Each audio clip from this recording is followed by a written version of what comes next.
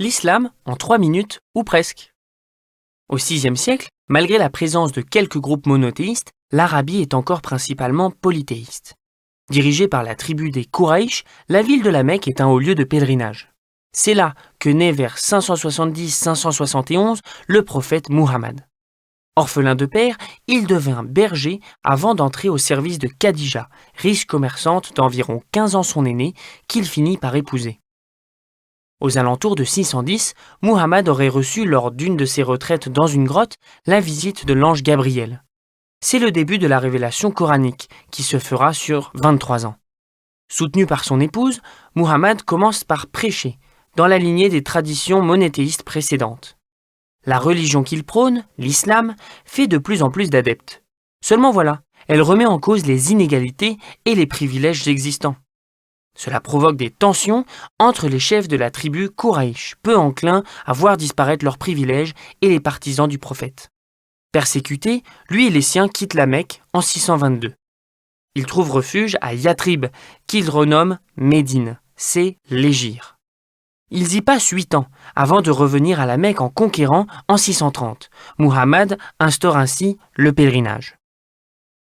2 ans plus tard, le prophète Muhammad meurt à Médine sans successeur officiellement désigné. Cela ouvre une période de conflit interne autour du choix du nouveau guide politique et spirituel des musulmans.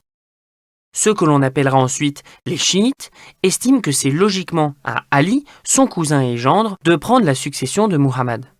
Mais la majorité des chefs tribaux estiment qu'Abou Bakr, l'un des compagnons du prophète, est le mieux désigné. Il devient le premier des 4 califes dits bien guidés. Aujourd'hui, les chiites sont surtout présents en Iran, en Irak et dans plusieurs pays de la péninsule arabique et d'Asie centrale. Les sunnites représentent quant à eux 90% des musulmans. C'est à eux que nous nous intéresserons plus particulièrement dans cette vidéo. Comme toute religion, l'islam s'appuie sur des croyances, des codes, un culte et une communauté. La foi des musulmans sunnites repose sur 6 piliers. La croyance en un Dieu unique, ses anges, ses prophètes, ses livres, la prédestination et le jour du jugement dernier. La foi des sunnites trouve sa source dans le Coran, qui est la parole de Dieu révélée à Muhammad, ainsi que dans la Sunna, ou tradition, qui vient éclairer et préciser le contenu de la révélation coranique.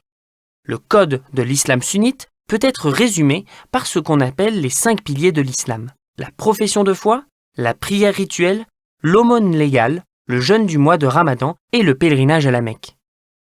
Le culte musulman, quant à lui, se manifeste principalement par les 5 prières rituelles quotidiennes, qui s'effectuent tournées vers la Mecque et plus précisément la Kaaba. La prière du vendredi est particulièrement importante. De nombreux musulmans se rendent à la mosquée pour écouter le prêche et prier ensemble. Plusieurs fêtes ponctuent l'année, les plus importantes étant les 2 Aïd. L'Aïd al-Fitr marque la rupture du jeûne du mois de Ramadan, tandis que l'Aïd al-Adha commémore la force de la foi d'Ibrahim et le sacrifice de son fils Ismaël.